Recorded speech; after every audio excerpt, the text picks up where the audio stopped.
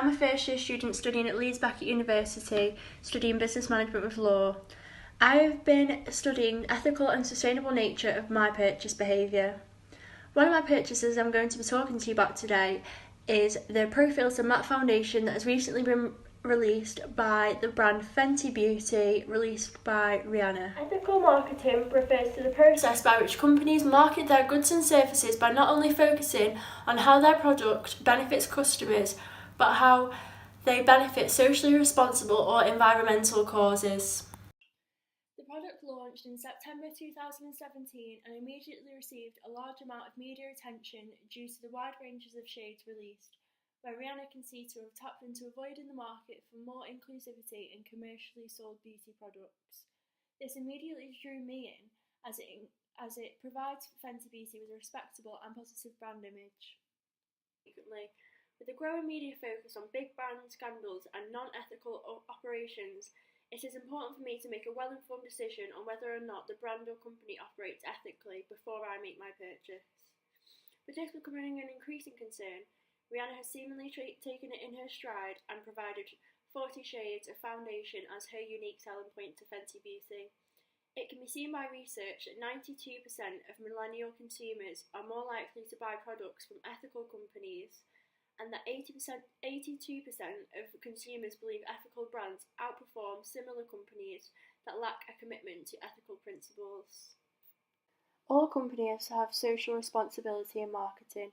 In marketing, social responsibility involves agreeing to an equal weight to profit, customer satisfaction, and social well-being in evaluating the company's performance. Here is a consumer decision-making cycle that has been adapted by Gosney and Richardson in 2010. The first part of the cycle is problem recognition. For me, this was that I ran out of foundation and I wanted to purchase another one. This occurs when the consumer sees a significant difference between current state of affairs and some desired ideal state. Next comes information search, where consumers survey their environment for appropriate data to make a reasonable decision. For me, this is watching beauty influencers and bloggers on YouTube and other social media platforms talk about the foundation and give a review. These are what could be called opinion leaders and were an external influence. Additionally, Rihanna made another separate Instagram account for her beauty line, but then also promoted it on her private page, which made me even more excited. Then comes the evaluation of alternatives, where alternatives are identified, categorised and compared against evaluative criteria. There are many other well-established beauty brands that are available in the market, such as MAC, Maybelline, L'Oreal, just to name a few. But what made me choose Fenty Beauty over the others was because it was hyped up via digital marketing, and the fact that they don't test on animals made my purchase behaviour more ethical. Carroll and Bucholtz 2000 came up with a 4-step pyramid of social responsibility, which started off with being profitable.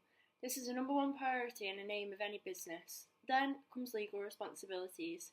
Fenty Beauty isn't available to buy in China, as this is a law that they have to test on animals for cosmetic lines to be available there. However, this is not a legal requirement in the UK, so therefore Rihanna has followed legal guidelines in each country, allowing me to obtain the product safely.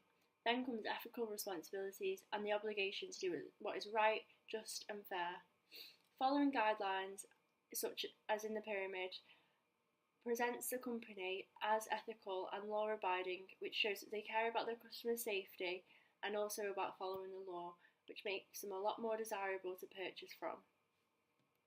In marketing, social responsibility involves agreeing to give an equal weight to profit, customer satisfaction and social well-being in evaluating a company's performance.